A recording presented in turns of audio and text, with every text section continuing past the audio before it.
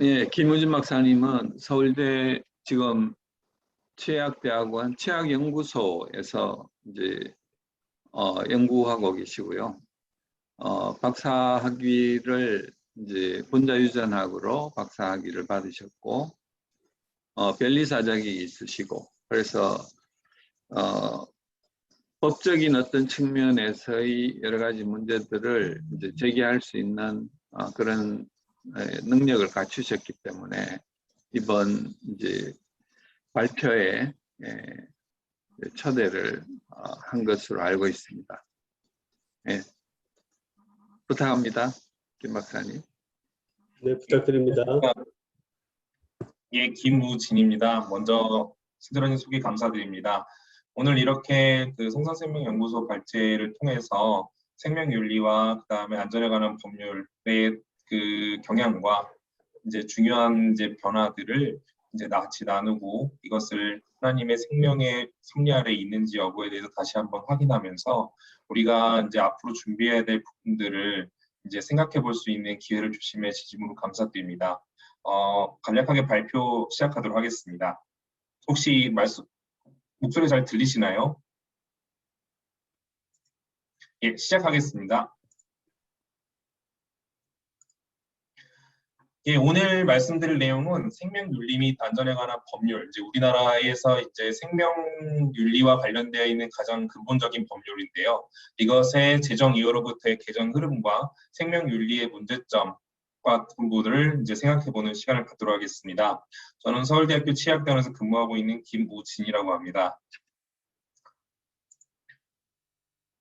오늘 말씀드릴 내용은 아래와 같습니다. 생명윤리 및 안전에 관한 법률의 개요를 간단하게 말씀드리고 그 다음에 해당 법률의 제정 배경 및 영역을 말씀드리고 그리고 법률의 주요 적용 분야와 관련되어 있는 해외 사례 그리고 법률 개정 흐름 및 개별 고찰 그리고 지금까지 개정된 내용과 관련된 문제점들을 간략하게 짚어보는 시간들을 갖도록 하겠습니다.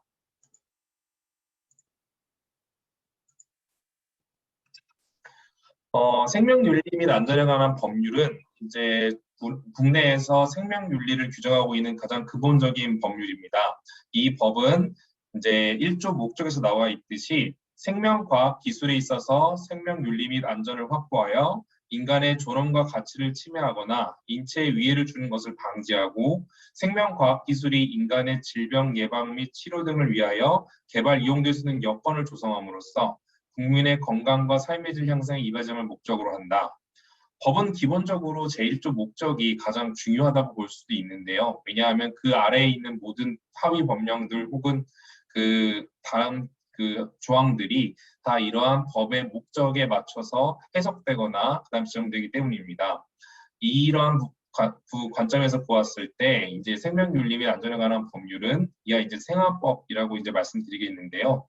생안법은 생명윤리를 지키고 그다음에 그 생명의 안전을 보장하면서 생명과학기술의 발전을 도모하는 이 세 가지 목적을 가지고서 결국 국민 건강과 삶의 질 향상을 이바지함을 목적으로 한다고 되어 있습니다.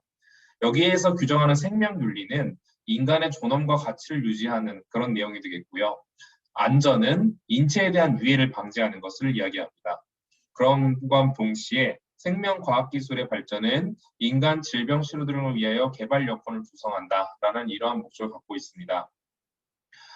이 법은 기본적으로 뒤에도 말씀드리겠지만 생명윤리와 안전에 관한 부분들을 이제 보장함과 동시에 그 전에 이제 과기부 산하에서 만들어졌던 생명과학기술 발전 촉진법 을 근간으로 하고 있기 때문에 이러한 생명윤리와 생명과학기술의 발전 두 가지 목표를 동시에 가지는 법안으로서 제정이 되었습니다.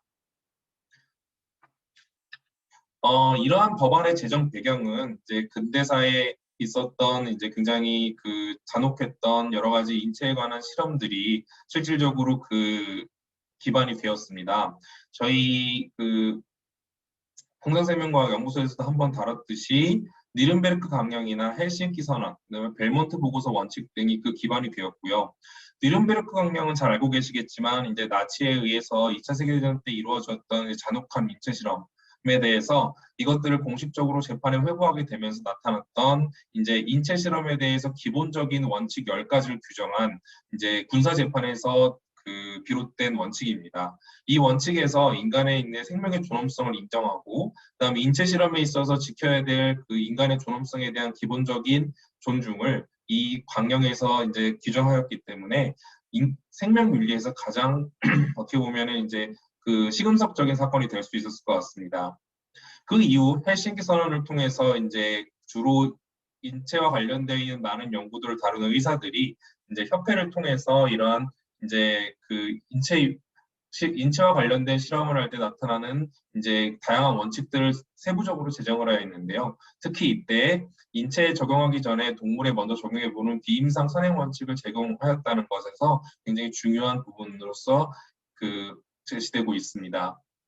벨몬트 보고서 원칙은 이제 이러한 원칙들에도 불구하고 그 뒤에 계속적으로 자행되었던 이제 비윤리적인 인체 실험에 대해서였던 이제 미국에서 일어났던 매독과 관련된 실험에서 이제 거기 40년간 흑인들이 이러한 인체 실험에 대해서 충분한 정보를 받지 못하고 인체 실험에 적용되었던 이 비극적인 사건을 기반으로 해서요. 벨몬트 보고서를 통해서 이런 원칙들을 다시 한번 재정리하고 생명윤리의 원칙을 구체적으로 제정하였다는 데 그 의미를 갖고 있습니다. 여기에서는 생명의 존엄성과 그다음에 선행 그리고 정의 이것을 통해서 실제 인체 실험이 이루어져야 된다는 것을 규정을 하였습니다. 이러한 식으로 인체와 관련된 특히 생명윤리는 지속적으로 이제 발전하는 경향성을 보여주고 있는데요. 최근 이제 급격한 생명과학의 발전과 더불어서 이러한 원칙들의 강화가 조금 더 필요하게 되었습니다. 특히 90년대 후반에 나타났던 이제 많이 알고 계시겠지만 복제형 논리와 같이 이제 인간이 어떻게 보면은 생명 현상에 관여해서 이런 것들을 인위적으로 만들어내기 시작했던 사건들은 실질적으로 생명윤리에 대한 새로운 접근과 그다음에 고차원적인 논의를 필요로 하게 되었습니다. 그 이후에도 인간에게만 시행되지 않았을 뿐 실제 굉장히 많은 동물들의 복제와 이런 것들이 이제 이루어졌었고요. 특히 대한민국은 이러한 거기 생명창조와 관련되어 있는 이제 생명과학 연구에 황우석 박사 등과 관련돼서 굉장히 선두적인 역할을 수행을 하였습니다. 이런 부분들이 실제 좀 비극적인 일이지만 이제 데이터 조작과 같은 이제 비윤리적인 사건들과 맞물리게 되었고 그 이후로도 인간의 배아를 인간의 배아를 쓰는 것에 대한 비윤리성이 지적되는과 동시에 인간의 세포를 그래도 계속 이용하고자 하는 과학적인 욕망이 합쳐져서 유도만능 줄기세포와 같은 이제 이런 줄기세포 같은 것들을 새롭게 만드는 기술들이 계속 발전하였고요. 인간의 배아 복제 연구를 극적으로 제안했음에도 불구하고 2014년도에는 인간 배아 복제 연구가 이제 성공적으로 또 이루어지기도 하였습니다. 그 이후 이제 미생물, 그러니까 바이러스나 세균과 같은 이제 작은 생명체에 대해서는 인공 합성을 통해서 생명을 만들어내는 연구들이 지속적으로 이루어졌고 이것들이 2019년도에 이르러서는 성공적으로 이루어지기까지 하였습니다. 이러한 과정 속에서 실제 이제 과거에는 인체 실험이나 이런 인간에 대한 이제 지적적인 작용들이 어떻게 보면 생명윤리의 기본이었다고 한다면 현재는 이제 생명의 정의와 이것들을 어떻게 보고 이제 실험 등을 할 것인지에 대해서 조금 더 기초적인 수준까지 이제 다가서는 이제 법적 접근이 필요하게 되었습니다. 이러한 배경 아래 우리나라의 생환법은 이제 1995년도에 의약품 임상관리 시험 기준, 약사법에 규정되어 있는 인체실험과 관련된 시험 기준을 근간으로 해서 처음 시작이 되었고요. 그다음에 이러한 다양한 황우석 박사의 선도적인 연구와 그다음에 전 세계적인 생명 관련된 연구들의 확대를 통해서 이제 시민단체의 요구를 통해서 이제 생명윤리법의 제정을 계속적으로 요구하게 되었고요. 그다음에 국가생명윤리위원회를 통해서 이러한 생명윤리와 관련된 다양한 부분들을 검토해 줄 것을 계속적으로 요청하게 되었습니다. 그래서 우리나라에서는 이제 생명과학보건안전윤리법이라는 것을 초기에 이제 발의를 하게 되었고요. 이때까지만 해도 이제 그 국내에서 이제 IMF 경제 사태 이후에 굉장히 침체되었던 내수 분위기와 그다음에 황우석 박사의 굉장히 그 성공적으로 보였던 이런 그 연구 결과를 토대로 이러한 그 법안들이 실제로 생명윤리에 대해서 굉장히 치중하기보다는 조금 더 생명과학의 촉진을 위해서 치중되었던 법안들로 제정이 되었습니다. 이제 보건사회복지부에서 그때 발주하였던 보고사연구원 연구 보고서에 의해서도 실제로 생명윤리와 관련되어 있는 부분과 그 다음에 생명연구의 촉진과 관련된 여러 가지 모양새들을 합치고 그리고 미국의 이제 법령을 참조하여서 이러한 법안들을 발의할 것을 이제 제시하게 되었습니다. 2002년도에는 이제 이러한 법률과 관련돼서 생명윤리 및 안전에 관한 법률을 제정을 할 것을 보건부에서 지시를 하였고요. 그 다음에 과기부에서 그때까지 존재했던 인간복제금지 및 줄기세포 연구 등과 관련된 법률을 합쳐서 이제 하나의 법안으로서 만들게 되었습니다. 이 시기쯤에 이제 과거에는 이제 지속적으로 이제 황우석 박사의 다양한 연구적인 성과의 이제 흥행에 힘입어서 이제 생명윤리보다는 조금 더 이제 그 생명과학 촉진에 치중이 되었던 이 법안은요. 이제 황우석 박사의 논문 조작 사건과 그 다음에 이러한 그 연구 과정 속에서 나타났던 다양한 비윤리적인 행위에 대한 이제 국민적인 공감 분노를 형성하게 되어서 조금 더 생명윤리에 치중한 법률로서 다시 한번 팔바꿈되게 됩니다. 그 과정 속에서 이제 탄생한 생명윤리 및 안전에 관한 법률은요. 이제 9개의 장과 55개 조로 이루어져 있는 생명과학과 관련된 연구 활동에서 이제 생명윤리에 연관되어 있는 이슈들을 다양하게 다루고 그 다음에 이제 이러한 이슈들을 통해서 생명과학의 연구를 촉진하면서도 실제 생명을 보존하고 특히나 이제 그 현대과학기술에 새롭게 제시되어 있는 대하라든지 유전자와 같은 이제 생명의 근간을 이루는 다양한 이제 연구기술에 대해서 어떤 수준까지 허용할 것인지를 이제 기준을 정하는 법률로서 제시가 되게 되었습니다. 물론 이 과정을 잘 알고 계신 계신 분들이라면 이러한 과정 속에서 실제로 생명윤리의 전문가 혹은 그다음에 특히나 이제 윤리와 관련되어 있는 다양한 그 시민단체 그리고 종교단체의 목소리들이 잘 반영되지 못했다는 것을 잘 알고 계실 겁니다. 종교단체들은 이때 연합을 통해서 실제로 굉장히 많은 생명윤리와 관련된 기준들을 제시를 했고 특히 태아, 배아 등의 생명이라고 하는 그 기준, 그 정의에 그 배아까지 넣기 위해서 굉장히 많은 노력을 하셨습니다. 하지만 이런 부분들이 이 시기에 이제 굉장히 급격하였던 이제 그 생명과학의 흥행 붐과 그 다음에 국민적인 기대감 그리고 이제 생명과학이 다음 세대의 먹거리라고 하는 이제 국가 정책에 반하는 부분들이 있었기 때문에 이런 부분들이 잘 반영되지 못하고 굉장히 조금 성급하게 거기 법안이 상정되고 결정된 바 있습니다. 그 이후에도 이제 다양한 이러한 목소리들은 이제 계속적으로 이제 법안의 그 변화를 이제 요구를 하였고요.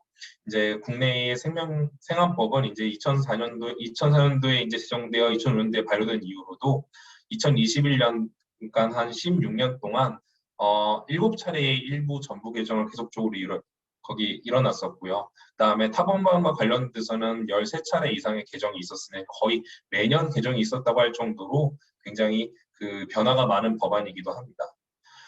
현재 법안은 이제 구개장인 거는 똑같은데요. 이러한 개정에 힘입어서 한 70조 정도로 15개의 조항이 늘어난 현재 형태를 가지고 있습니다. 죄송합니다. 이러한 생안법의 주요 적용 범위는 실제 생명윤리심의위원회의 역할과 그 다음에 구성에 대해서 구체적으로 정의하는 부분이 중요하게 작용을 하고 있고요. 그 다음에는 인간 대상의 연구를 이제 구체적으로 정의하는 부분이 있습니다. 그리고 배아에 대한 연구를 구체적으로 정의하는 부분도 있고요. 그 다음에 2014년도에 새롭게 추가되었는데 인체 유래물과 관련된 부분들에서 이런 연구들을 어떻게 적용할 것인지 이런 부분들을 이제 새롭게 추가한 부분들이 있고 기존부터 있었지만 현재 조금 더 많은 변화를 갖고 있는 유전자 치료 및 검사와 관련된 법안 부분들이 있습니다. 이런 부분들을 이제 해외 사례와 이제 국내 법안의 구조들을 차례차례 살펴보도록 하겠습니다. 생환법을 처음 제정할 때부터 굉장히 많은 이제 참조를 하였지만 실제 해외에는 이제 앞선 여러 가지 생명윤리의 유린 사태와 관련되어서 실제 이제 법안이 굉장히 옛날부터 적용이 되었습니다.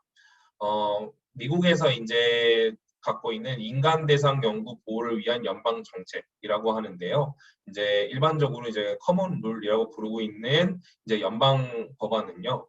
1981년도에 제정이 되었고 5개의 서브 파트를 갖고 있습니다. 먼저 인간 대상 연구의 기본 규정을 이제 규정을 하고 그다음에 임산부 태아 및 신생아 대상 연구에 대한 부분들도 규정을 하고 있고 그다음에 수감자 대상 연구, 소아 대상 연구, 심의위원회의 설치 이런 부분들을 이제 다양하게 규정하고 있는데요. 국내 이제 생환법은 처음에 제정할 때부터 이러한 커먼 룰의 구조를 굉장히 많이 따갖고 왔습니다. 이 커먼 룰은 실제 이제 1980년대 제정된 이후로 거의 30년이 지난 현재 이제 전부 개정이 이루어졌습니다. 그래서 2020년도에 이제 법안에 대한 내용들을 대폭 수정하였고 특히 연구 대상자 그러니까는 이제 환자의 권리 증진과 연구 효율성을 동시에 증대하기 위한 방향으로 이제 개정이 되었는데요.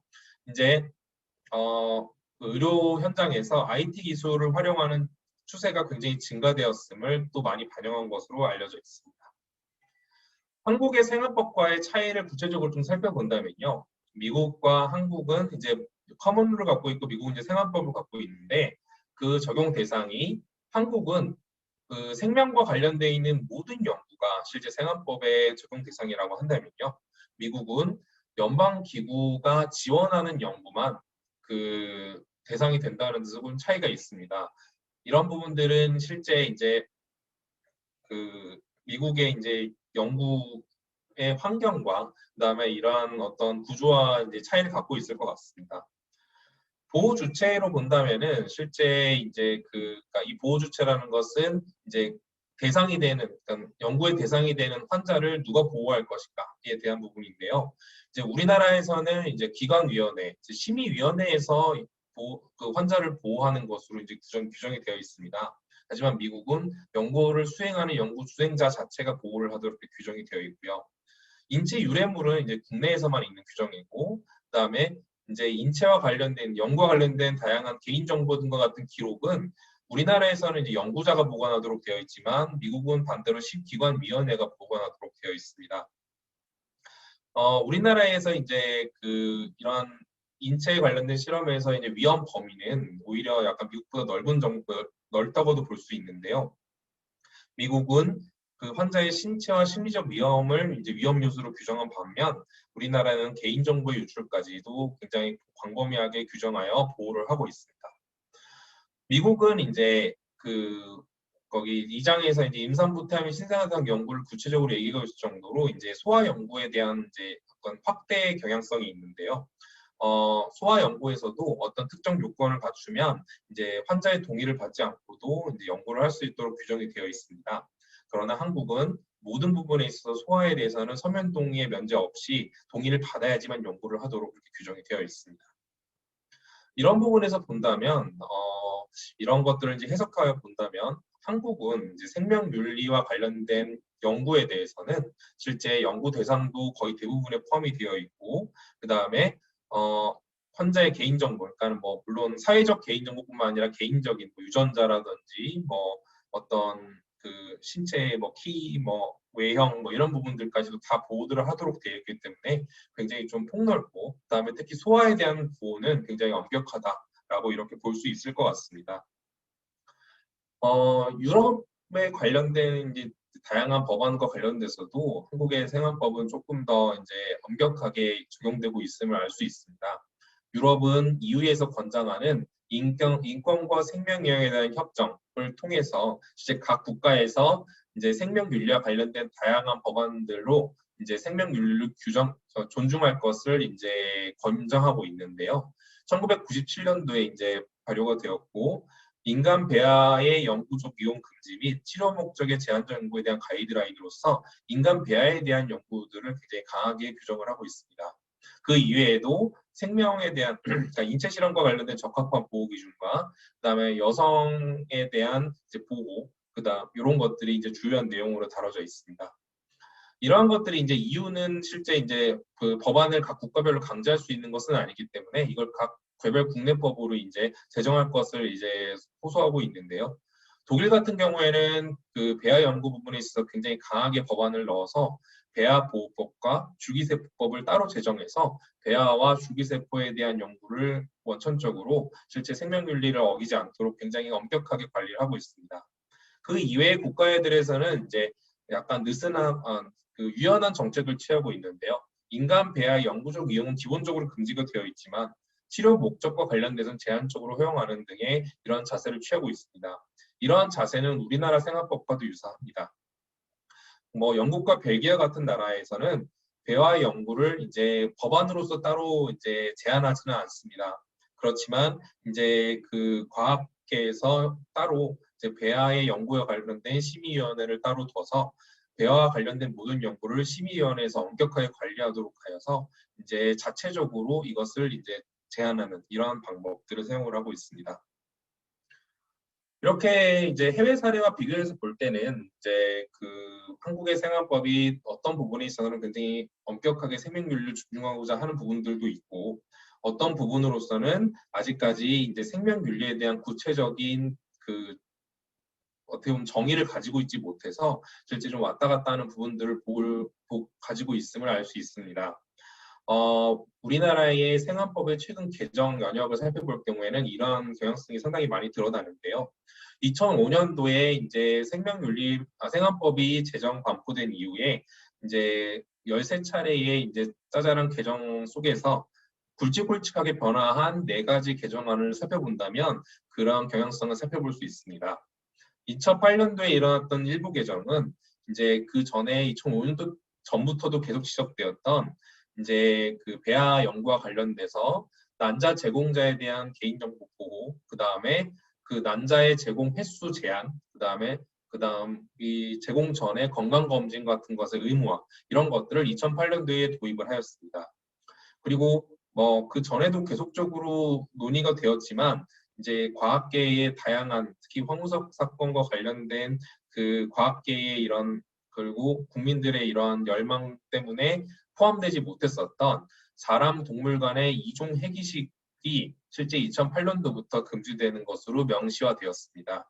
그 이외에도 이제 점점 이슈되기 시작한 유정 정보와 관련되어 있는 이제 개인 정보와 익명성을 강화하는 방향으로 대폭 개정이 된 것이 2008년이었고요.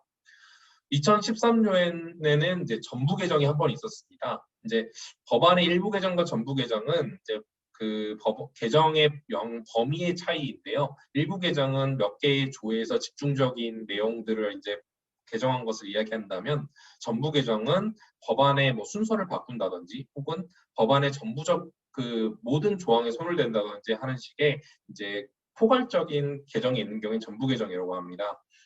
그래서 이런 경우에는 이제 인체 유래물과 관련된 법안을 대폭 신설했고요. 그 다음에 심의위원회를 이제 그 전에도 있었지만 이것들의 구성 및 역할을 절차적과 이런 것들을 나눠서 굉장히 강화하는 부분으로 이제 개정이 되었습니다.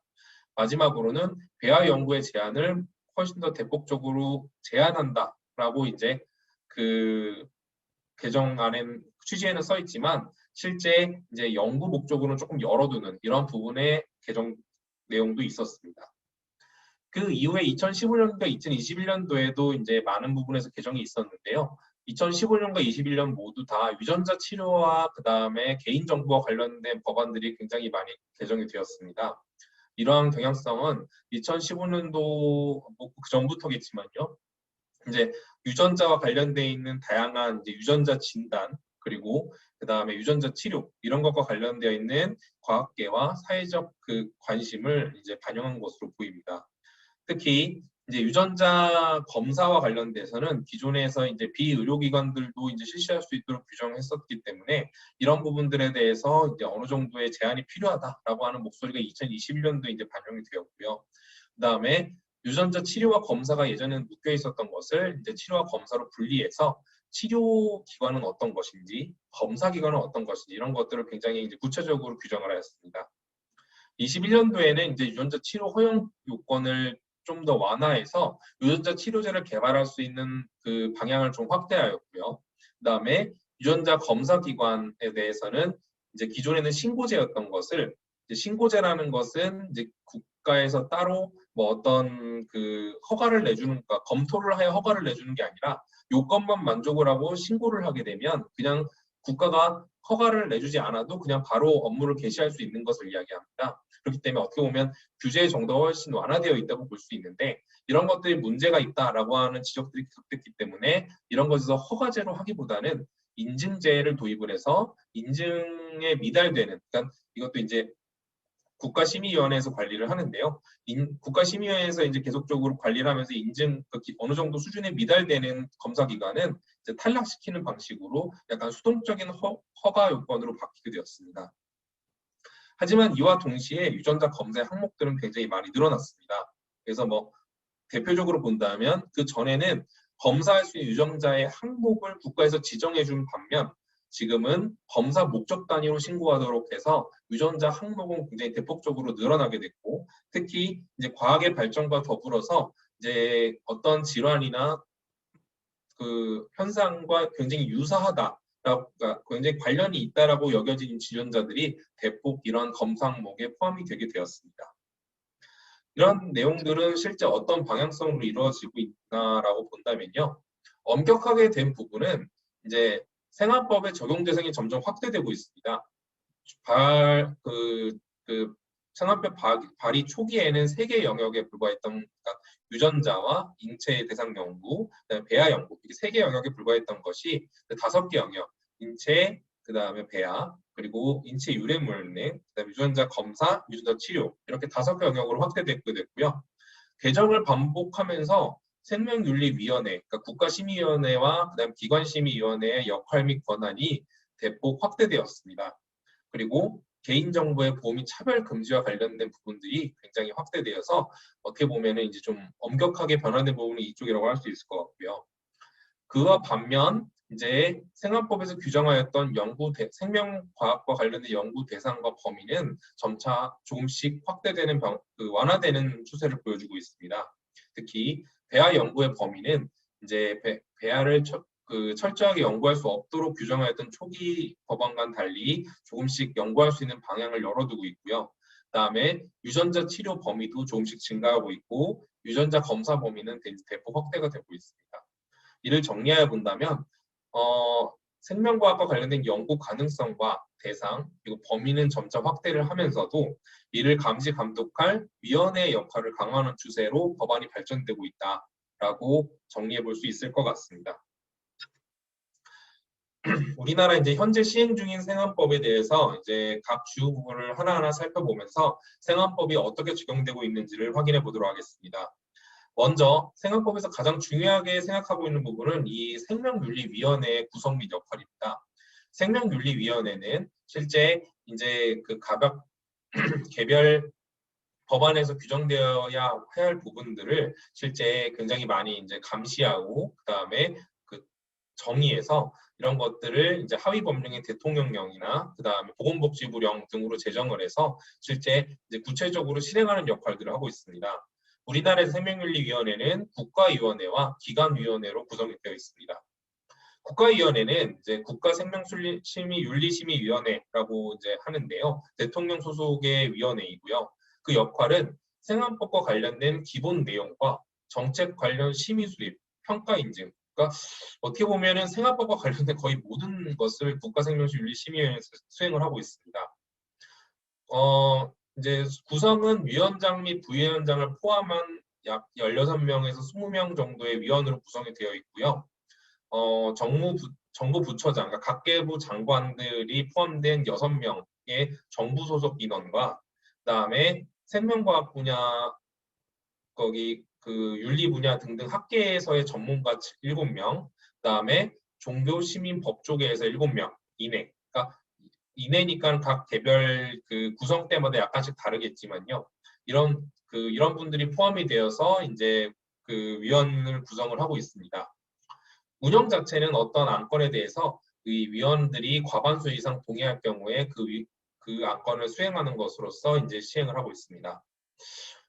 뒤에서 또 말씀을 한번 드리겠지만 실제 이러한 운영들은 어떻게 보면은 이제 이 위원 자체가 최소 16명에서 20명을 갖고 있는데 정부와 관련되어 있는 부분들이 거의 10명이 넘는 경우가 일반적이라서 이제 각 개별 정부의 이제 어떻게 보면은 정책의 이제 발의 방향과 관련돼서 이것들을 굉장히 많이 따라갈 수밖에 없는 좀 유동적인 형태를 갖고 있다고 볼 수 있을 것 같습니다. 국가생명윤리위원회가 이제 중요한 부분들을 이제 결정하고 그다음 기준을 정한다고 하면요. 각 기관, 그러니까 연구기관 내에 존재하는 기관생명윤리심의위원회는 이런 것들을 실제 수행하는 역할들을 수행합니다. 대상을 이제 인간 대상 혹은 배아 이런 것들 모두 포함하는 이제 그 연구기관들은 모두 IRB, 그러니까 기관생명윤리시험회를 갖도록 규정이 되어 있고요. 이제 개별 연구에 대해서 연구 시작 전부터 연구 계획의 윤리적과 과학적 타당성을 검토해서 연구를 할 수 있을지 없을지를 이제 심사하고요. 그다음에 개인 정보가 잘 지켜지고 있는지 이런 것들도 이제 감시하고 그다음에 이런 생명윤리와 관련된 교육도 실시를 하고 있습니다. 운영은 실제 기관에 종사하지 않는 사람 1명을 포함해서 기관 종사자 4명 이상을 이제 두도록 되어 있기 때문에 실제 이제 그 IRB 같은 경우에는 이제 기관의 개별 도덕성에 굉장히 많이 의존하는 그런 좀 한계성을 갖고 있습니다.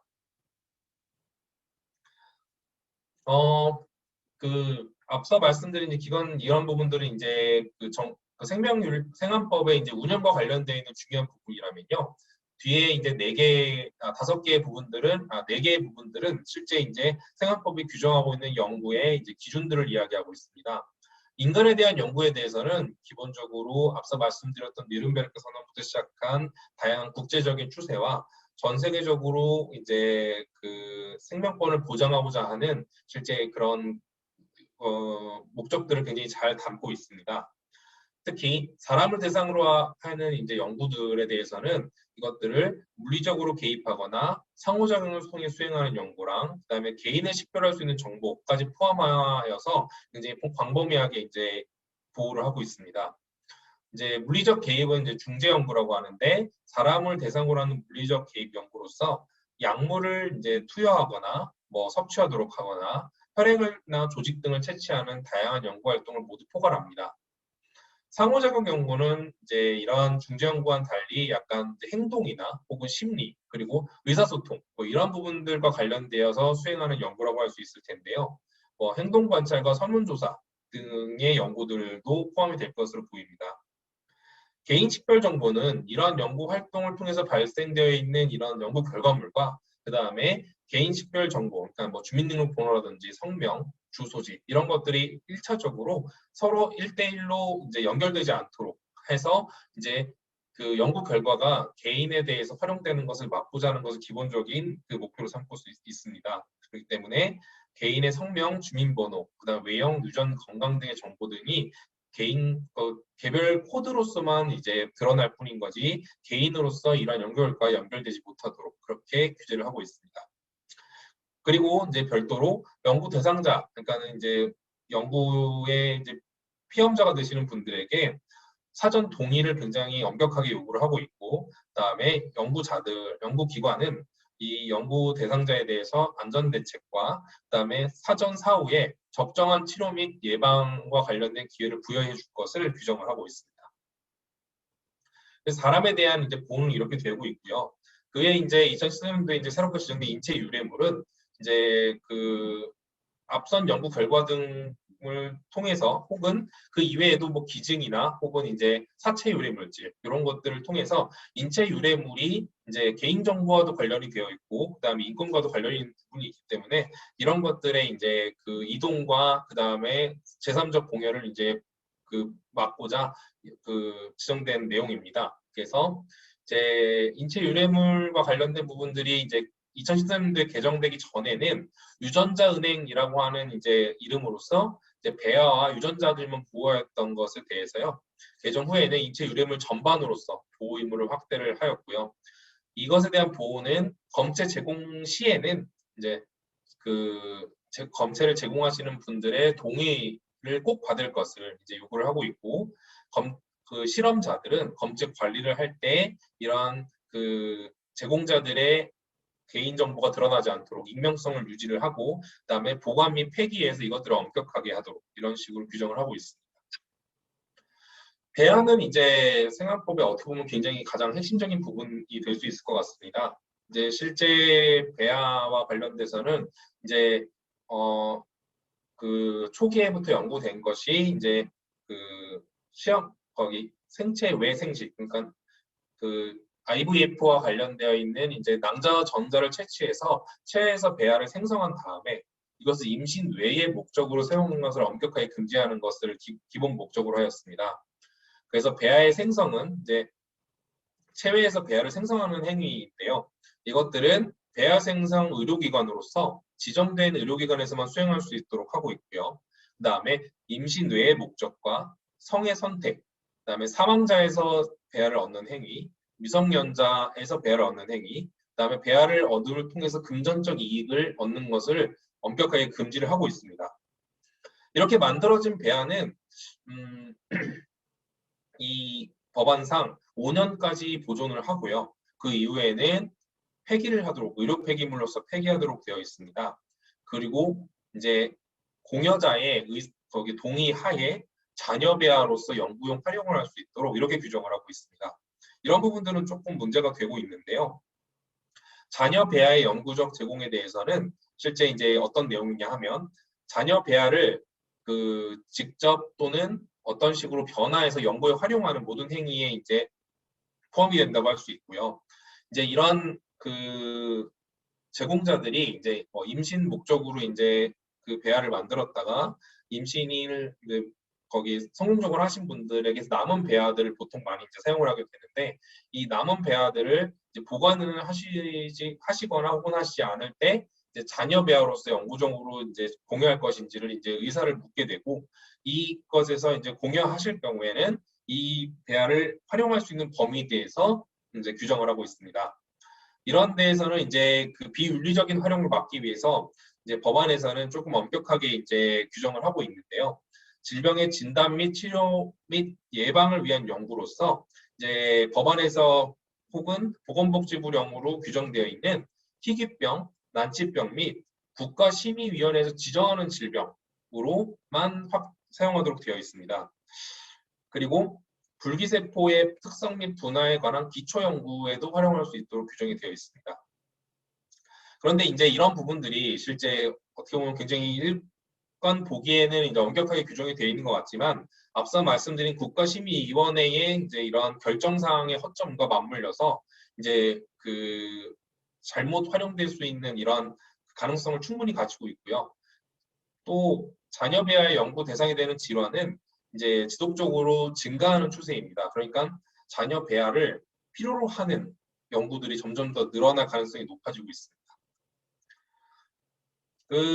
또 이제 다른 부분은요, 자녀 배아의 연구 제한 사항이라고 규정된 부분이 있는데요. 여기에서는 자녀 배아가 이제 발생학적으로 원시선이 나타나기 전까지만 이용 가능하다, 이렇게 규정이 되어 있습니다. 이것은 이제 배아로서 14일이 지나기 전까지는 이제 활용이 가능하고, 14일이 지나서 원시선이 나타나기 시작하면 활용이 이제 불가능하다라고 규정이 되어 있는데, 이것은 이제 우리 법이 생명을 어떻게 보고 있는가를 나타내기 때문에 이 부분에 대해서는 뒤에서 조금 자세히 말씀드리도록 하겠습니다. 다음은 이제 중요한 부분으로서 유전자 검사 및 유전자 치료에 관련된 부분이고요. 46조에서 유전자를 통한 차별 금지 내용을 이 부분에서 이제 규정을 하고 있습니다. 1항에서는 유전 정보를 이유로 다양한 사회활동에서 다른 사람을 차별을 할 수 없다라고 규정을 하고 있고, 그다음에 2항에서는 유전 검사를 받도록 그 상급자금 기관에서 강요할 수 없다. 이렇게 규정을 하고 있어서 이런 부분들은 이제 그 다양한 시민단체에서 지적되어 온 유전자를 통한 차별에 대한 우려를 반영을 해왔다고 볼 수 있을 것 같습니다. 유전자 검사 부분을 본다면 실제 이제 유전자 검사가 이제 2000년도 초반에 나타난 이제 게놈 프로젝트 이후로 이제 그 유전자 검사를 통해서 인간을 이해하고자 하는 시도들이 계속적으로 일어나니까 이런 것들을 반영해서 이제 만들어진 부분인데요. 조금 폭넓게 규정이 되어 있습니다. 그러니까 완화되어 있는 형태입니다. 그래서 그 앞서 말씀드린 대로 허가가 아니라 신고된 유전자 검사 기관에서 할 수 있도록 되어 있고요. 그 다음에 과학적 근거가 부족한 유전자 검사는 금지한다라고 되어 있는데 이게 좀 굉장히 거기 뭔가 엄격하게 규정이 되어 있지 않습니다. 과학적 근거가 부족한 유전자 검사가 무엇인지도 그 예시가 성격, 뭐 지능 이런 정도로밖에 없고 나머지는 국가심의위원회에서 그 규정하는 내용으로서 결정하는 것으로 이제 판단을 유보해 놓은 상태라서요. 실제 어떤 유전자 검사든지 어떤 그 과학적 근거가 있다고 하면 어떻게 보면 할 수 있는 또 이러한 한계를 갖고 있습니다. 이러한 부분들에 대한 지적과는 또 별개로 유전자 검사 기관을 이제 감시하고자 하는 그 내용들은 조금 더 확대가 되어 있습니다. 그래서 유전자 검사 기관 평가 인증제를 도입을 2020년도에 했고요. 그다음에 유전자 검사에 관련되어 있는 이제 이런 그 거기 평가는 예전에는 이제 이것을 실시하는 기관만 받도록 되어 있지만 이제는 누구든지 이것을 그 받아야 되는 것으로 이렇게 확대가 되었습니다. 유전자 검사와 치료는 이제 근래에는 과학적으로는 굉장히 분리가 되어 있는 것이기 때문에 법에서도 이것이 분리가 되었고요. 유전자 치료는 이제 인체 내에 어떠한 방식을 통해서 유전적 변이를 일으키는 일련의 행위를 이야기를 하게 됩니다. 이러한 것들은 어떻게 보면 유전자들을 변형을 해서 오남용 될 수 있는 가능성이 충분히 있고 이런 부분들을 지난번 강의에서 이제 특히 그 크리스퍼와 같은 유전자 가위 이런 다양한 기술을 통해서 할 수 있는 가능성이 있기 때문에 이러한 부분들을 할 수 있는 항목에 대해서 국가에서 굉장히 엄격하게 규정을 하고 있습니다. 법에서 유전 질환과 암, 후천성 면역 결핍증, 그 밖에 생명을 위협하거나 심각한 장애를 불러일으키는 질병에 대해서만 유전자 치료를 할 수 있도록 이렇게 규정이 되어 있습니다. 하지만 이 부분에서도 그 밖에 생명을 위협하는 심각한 장애를 불러일으키는 질병에 대해서는 국가심의위원회에서 규정하는 항목으로서 얘기를 하도록 되어 있어서 이것도 꽤 좀 열려 있는 상태입니다. 그 외에 유전자 치료는 이제 그런 우상학적 이용을 막기 위해서 배아, 난자, 정자 및 태아에는 적용을 금지하도록 이렇게 되어 있습니다. 그리고 외에도 신고된 유전자 치료기관에서만 하도록 그렇게 지정이 되어 있습니다. 이런 앞서 말씀드린 이제 그 4가지 법안 적용과 그 다음에 국가위원회 내 운영의 내용이 생활법의 현재 2021년도에 이제 발효 중인 생활법의 중요한 내용들입니다. 이러한 것들이 앞서 보신 바와 같이 어떤 부분은 일견 보기에는 잘 되어 있는 부분도 있는 것 같고 그냥 봐도 그 문제가 있는 부분도 있지만 이런 부분들 중에서 이제 저희 생명윤리적으로 봤을 때는 어떤 부분들이 가장 크게 문제가 되어 있을 수 있고 그 다음에 또 어떻게 하면 우리가 이제 종교인으로서 또 이제 생명과학자로서 혹은 윤리학자로서 종교학자로서 이런 부분들을 참여해서 실제 이런 그 생명윤리가 지켜질 수 있도록 할 수 있는지 이런 부분들에 대해서 살펴보도록 하겠습니다.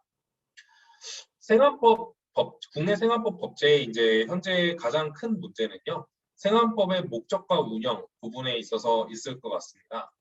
법률의 목적 자체가 좀 상호 상충되는 2가지 목적을 한꺼번에 이루려다 보니까 생명윤리와 보호에 대한 내용들이 조금 약해지는 그런 결과들을 갖고 있습니다. 앞서 말씀드린 바와 같이 법의 목적에서 생명윤리와 안전을 보호하고 생명과학기술의 발전을 촉진하기 위해서 만들어진 법이기 때문에요. 이것들은 어떻게 보면 생명윤리와 안전을 보호하면서 생명과학기술을 발전시키기 위한 이런 부분들이 어느 부분이 더 중요하냐라는 식으로 충돌할 수밖에 없는 2가지 가치가 하나의 법제에서 현재 규정이 되어 있습니다. 그러다 보니까 법의 목적은 실제 이러한 적용 범위를 구체화하는 방향, 예를 들자면 바람직하게는 생명의 존엄성과 생명 안전을 확보하기 위해서 존재한다라고 규정되어야 하는데 굉장히 좀 모호하게도 국민의 건강과 삶의 질 향상에 이바지한다라고 법의 목적을 규정을 하고 있습니다. 오히려 이것을 이제 해석하기에 따라 다르겠지만 이 법의 목적을 본다면 오히려 생명과학기술 발전의 그 기반을 형성하는데 조금 더 치중이 되어 있지 않은가라고 생각해 보게 됩니다. 그러다 보니까 이제 생명윤리에 대한 뭐 이런 부분들, 안전에 대한 부분들이 어느 게 보면은 약간 이 법에서 구체적으로 제시하거나 혹은 구체적으로 규정하는 것을 피하고 약간 판단을 유보하는 경향성을 갖고 있다라고 생활법의 문제를 볼 수 있을 것 같습니다. 이것들은 실제 법률의 운영에서 구체적으로 드러납니다. 생활법은 생명윤리와 관련된 중요 가치를 규정하지 못하고요. 각 심의위원회 결정사항으로 유보하고 이것들의 감시 기능을 강화해서 실제 이것들을 제한하는 이런 방식을 취하고 있습니다. 특히 앞서 말씀드렸듯이 국가생명윤리심의위원회의 역할이 실제 그 법안의 운영과 관련돼서는 법안의 운영 그리고 적용 범위와 관련돼서 굉장히 중요한데요. 이 국가생명윤리심의위원회가 앞서 말씀드린 바와 같이 이제 정무부처장과 각계 전문가 대부분 이제 생명과학자들이 많겠죠. 그리고 이제 윤리와 종교 시민단체들은 이제 그 약 3분의 1 이하를 구성하고 있기 때문에 과반수 이상의 동의를 받기가 굉장히 그 생명윤리로서 과반수 이상의 동의를 받는 것이 굉장히 어려운 상황입니다. 특히 정무부처장들은 이제 각 정부의 이제 그 정책 기조를 따라갈 수밖에 없으실 거고요. 그렇다 보면은 이런 국가생명윤리심의위원회에서 결정하는 사항들은 각 정부의 그 정권의 방향에 따라서 굉장히 많이 그 방향성이 흔들릴 수밖에 없는 그런 상황입니다.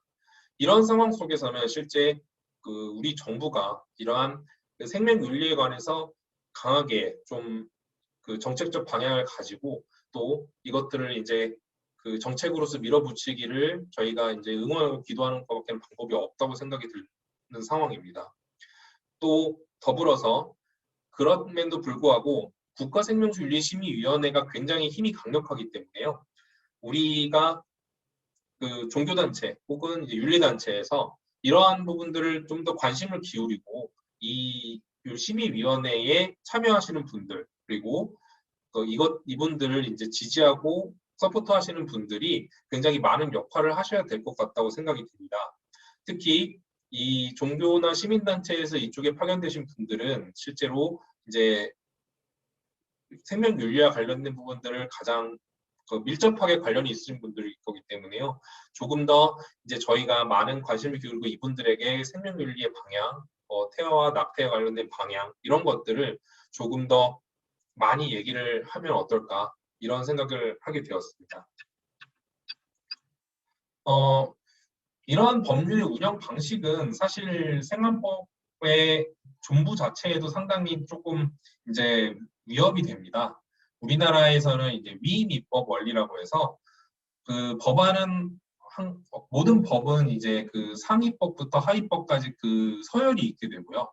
예를 들어서 법안, 그러니까 생명윤리법과 같은 법안은 최상위법이고 그 밑에는 대통령령, 그 다음에 뭐 보건복지부령, 그리고 각 지자체령 이렇게 해서 하위법들을 두고 있는데요. 이 하위법들은 상위법의 그 규정된 내용과 가치에 어떻게 보면은 예속되어서 규정이 되는 것이 일반적입니다. 그런데 이제 생활법은 특이하게도 이제 이런 심의위원회 결정사항은 이제 보건복지부령이나 대통령령이겠죠. 이러한 령에 거의 대부분의 판단을 유보하고 있는 조금 문제를 갖고 있습니다. 이것들이 이제 법적으로 위임입법 원리에 이제 위배된다라고 이제 얘기를 하는데요. 이런 부분들은 실제 생활법 자체의 내용에서 어떠한 중요한 부분들을 빨리 규정을 하도록 우리가 적극적으로 밀어붙일 수 있는 논리적 근거가 됩니다. 다른 이제 그 많은 그 생활법을 연구하시는 다른 학자들도 얘기하시는 부분이지만 생활법 법제의 가장 큰 문제는 생명을 어디로 볼 것인가에 대해서 명확하게 제시를 못하고 생명 인정과 보호에 대해서 굉장히 취약하다는 부분입니다. 이제 우리나라 헌법에서도 그렇지만 생명 이전 시점의 문제는 여전히 누구도 명확하게 얘기하지를 못하고 있는데요. 여기에서 생활법에서는 이제 하지만 이런 부분들은 태아와 배아의 헌법상 지위, 그러니까 모든 법에 적용되는 지위에서 굉장히 중요한 역할을 하고 있습니다. 생명 이전 시점과 관련돼서는 이제 우리는 수정시설을 강하게 이제 지지하지만 이제 대부분의 법에서 14일 원시선설을 이제 이야기를 하고 있습니다. 뭐 아시는 분도 많을 거라고 생각하지만 간략하게 말씀드린다면 이제 그 수정란, 그러니까 처음에 정자와 난자가 만들어져서 처음 만들어지는 이제 수정란은 이제 그 자궁 속에서 1일부터 이제 수십 일간 계속적으로 이제 그 숫자가 늘어나고 그다음에 그 배열이 바뀌게 됩니다. 그 배열이 바뀌는 과정 중에 이제 그 현미경으로 보일 수 있는 이제 특이적인 이제 그 움푹 들어간 구조물 같은 것들인데 이걸 원시선이라고 하는데요. 이 원시선은 이제 그 중추신경계와 다른 장기가 구분이 되는 그러한 초기에는 이제 전체 세포 덩어리였던 것이 어떠한 그 각 기관으로 분리되는 최초의 형태를 가진다라고 해서 기관이 분화되는 어떤 특정 시기부터를 생명으로 인정하자라고 하는 그 해외의 논리를 그대로 따온 것입니다. 이 원시선은 뭐 간단하게 말씀드린다면 다른 장기와 중추신경계, 그러니까 뇌를 구분하는 어떻게 보면은 이제 발생학적인 그런 걸 볼 수 있을 텐데 이런 그 생명에는 생명의 이해는 이제 그 신경계가 생명 현상의 근원이다라고 하는 이러한 그 어떻게 보면은 사상을 담고 있어서 이런 것들은 저희가 받아들이기가 굉장히 어려운 부분입니다. 하지만 현재까지도 계속적으로 이 14일 원시선설이 계속적으로 법안에 지정이 되어 있을 정도로 팽배해져 있는데요. 이런 원시선설이 나올 경우의 문제점은 배아를 수정 시부터 생명으로 인정하지 않고 14일 이전에는 그냥 세포 덩어리, 그러니까 어떤 형태로도 활용할 수 있고 활용 방향이 없으면 버려지는 폐기물로 보는, 그러니까 물질로 보게 되는 그러한 문제가 있습니다. 그러다 보니까 법에서도 배아의 보존 기간을 5년이라고 지정해 놓으면서 그 이후에는 이게 생명으로서의 이제 사망 절차가 아니라 그냥 의료 폐기물로서 폐기하도록 되어 있고요. 그리고 자녀 배아, 그러니까 폐기되지 않은 배아에 대해서는 그 연구로 활용할 수 있도록 한 자녀 배아 연구라고 하는 그러한 논리적 귀결이 가능하게 됩니다. 이러한 결과 실제 14일 이전에 그냥 보존되었던 배아들은 현재 그 질환 치료 혹은 다양한 목적으로서 연구로 활용할 수 있는 가능성이 열려 있고 그것들이 우리나라뿐만 아니라 전 세계적으로 이루어지고 있습니다. 그 이외에도 이제 체세포 복제, 뭐 어떤 원리인지 많이 아시겠지만 이제 인간의 그 난자 같은 부분에서 이제 핵을 제거, 그러니까 수정란에서 핵을 제거를 하고 이제 다른 체세포에서 핵을 가져와서 이것을 집어넣어서 하는, 예를 들어서 뭐 아까 복제형 돌리나 뭐 그다음에 영롱이와 같은 이런 뭐 소 복제 이런 것들을 할 때 많이 썼던 방법인데 이런 체세포 복제나 단선 생식, 그러니까 이제 그 단선생식 배아 같은 경우에는요, 법자의 안에서도 자궁 착상을 하는 경우부터 이제 처벌하도록 규정이 되어 있습니다. 그러니까 이런 걸로 인간을 만들려고 한다면 처벌하겠다라고 하는 취지인데요. 이것들은 과학의 발전 경향을 상당히 무시한 규정이 된 바가 있습니다. 왜냐하면 현재로서는 뭐 거기 그 자궁에 착상하지 않고도 수십 일간 그 배아를 유지하고 발생을 유도할 수 있습니다.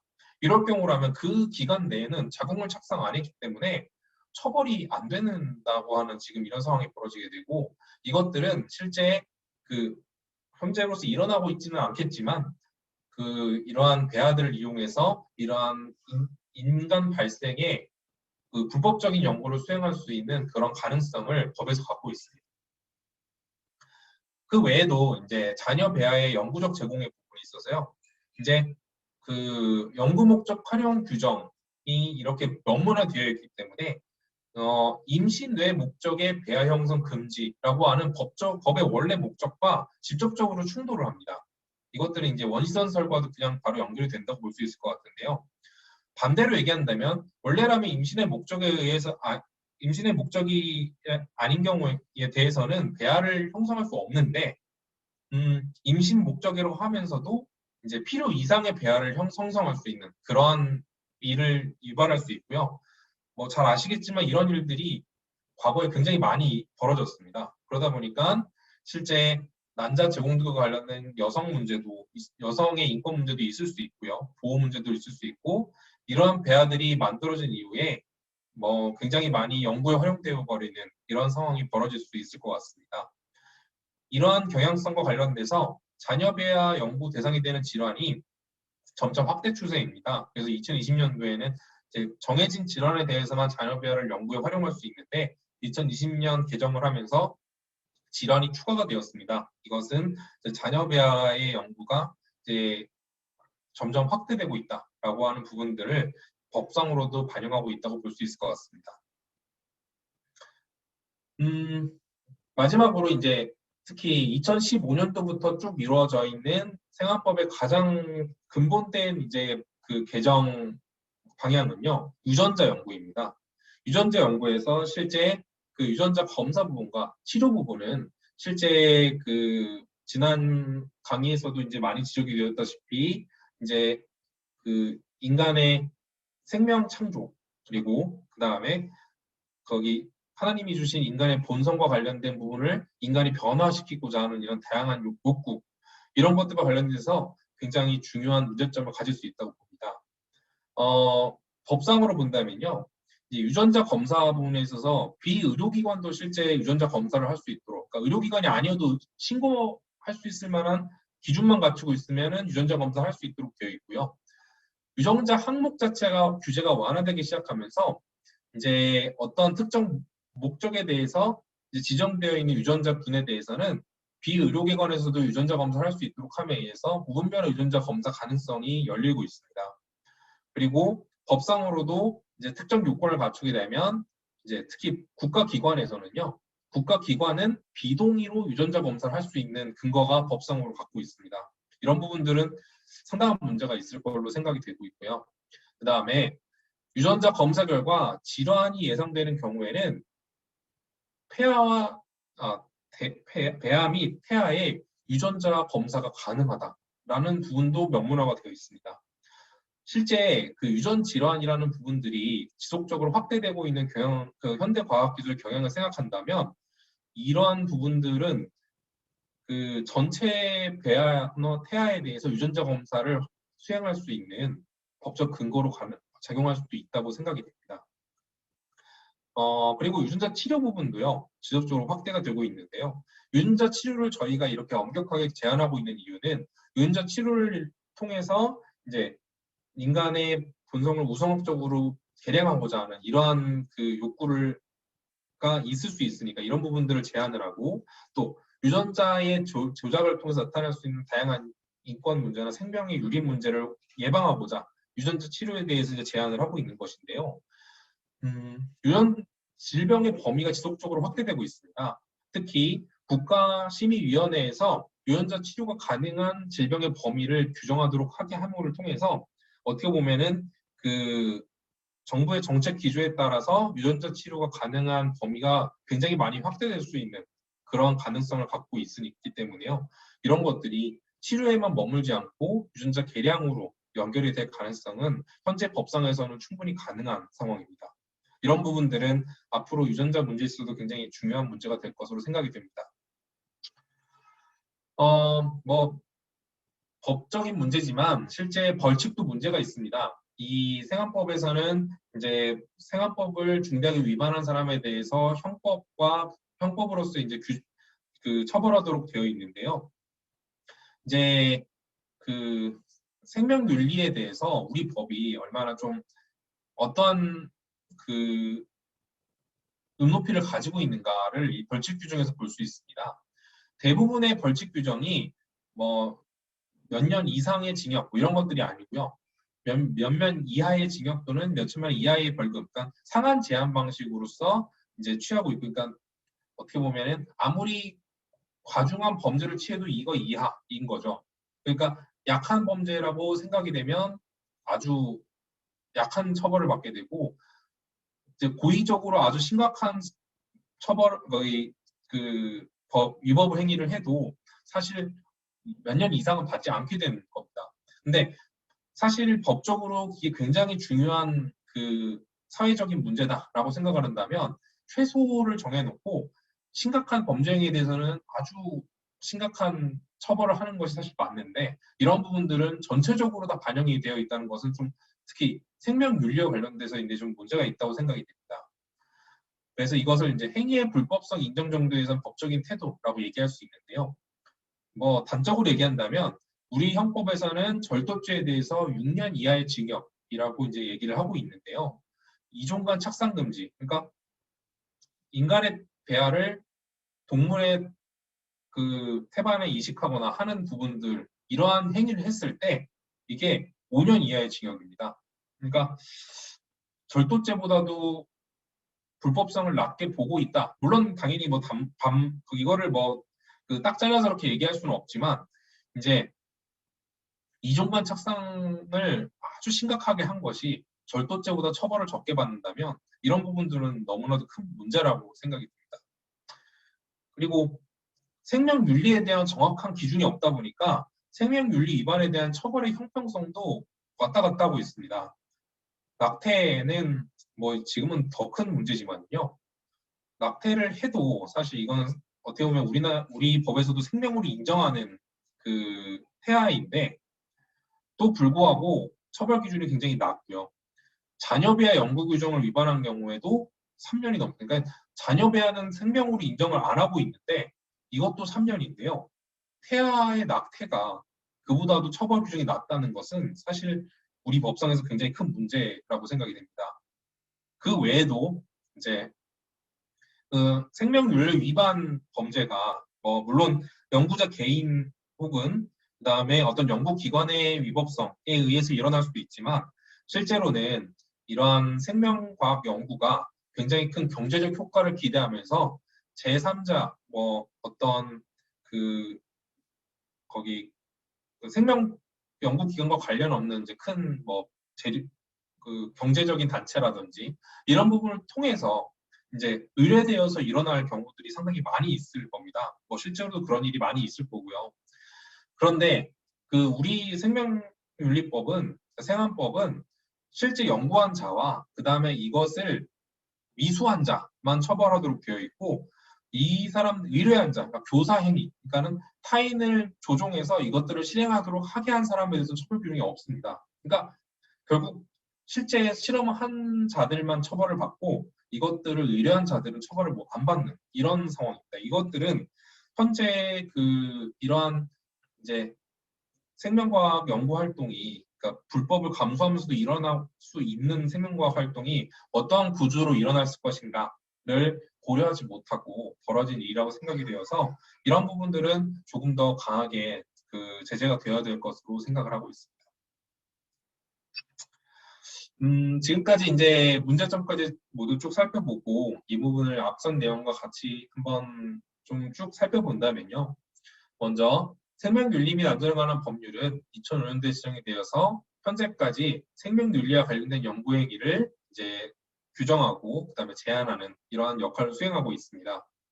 생안법은 인류사에서 일어난 중요한 인권 유린 문제, 생명 유린 문제를 근거해서 생명과학 연구활동 내에서 생명의 존엄성과 안전을 보장하는 것을 법적인 목표로 삼고 있고 삼아야 됩니다. 해외에서는 그 생명과학의 발전에 따라서 전 세계적으로 이런 생명과학이 가져올 수 있는 막대한 그 발전 가능성에 조금 더 많은 기대를 걸고 있는 추세입니다. 그에 비해서는 국내 생안법은 2005년도에 황우석 사태에서 얻은 교훈을 통해서 이제 조금 더 광범위하고 엄격한 기준에서 생명윤리를 지키고자 노력한 법안으로 평가됩니다. 하지만 이런 부분들이 한계는 있는 것 같습니다. 생안법은 인간 대상 연구와 배아 연구, 인체 유래물 및 유전자 검사 및 치료 분야에 걸쳐서 적용되고 앞으로 생명과학의 발전에 따라서 점점 이 그 적용 분야 범위는 확대될 것으로 기대되고 있습니다. 앞선 노력에도 불구하고 현재 시행 중인 생활법은요, 이제 법정 목적 자체에서 택일해야 될 것으로 보입니다. 이제 이 생명과학을 촉진하는 것은 어떻게 보면은 생명과학 촉진으로서 별도의 법안으로서 이것들을 이제 해야 될 거고요. 그 생명윤리 및 안전에 관한 법률은 생명윤리와 안전에 대해서 조금 더 그 많은 치중을 해야 되는 것이 아닌가라는 생각이 들고요. 그다음에 그 생명의 정의와 그다음에 그 생명윤리에 대해서 우리 법이 조금 더 명확한 그 자세를 가져야 하고 이것을 모두 심의위원회의 역할에 위탁해서 개별 정부가 어떤 성향을 띠냐에 따라서 이것들이 왔다 갔다 하는 이러한 그 상황 현상을 가지지 않도록 그렇게 변화해야 된다고 생각을 합니다. 그리고 배아의 생명과 이런 부분들을 명확하게 그 수정시부터로 인정을 해야 될 거고요. 그 다음에 유전자 관련된 검사와 치료 분야의 지나친 확대 경향성에 대해서 나타날 수 있는 윤리적 문제들을 우리가 초기부터 그 경계하고 상한법을 통해서 그 경계 한계를 명확하게 규정을 해야 한다고 생각이 듭니다. 예, 제가 오늘 준비한 내용은 여기까지이고요.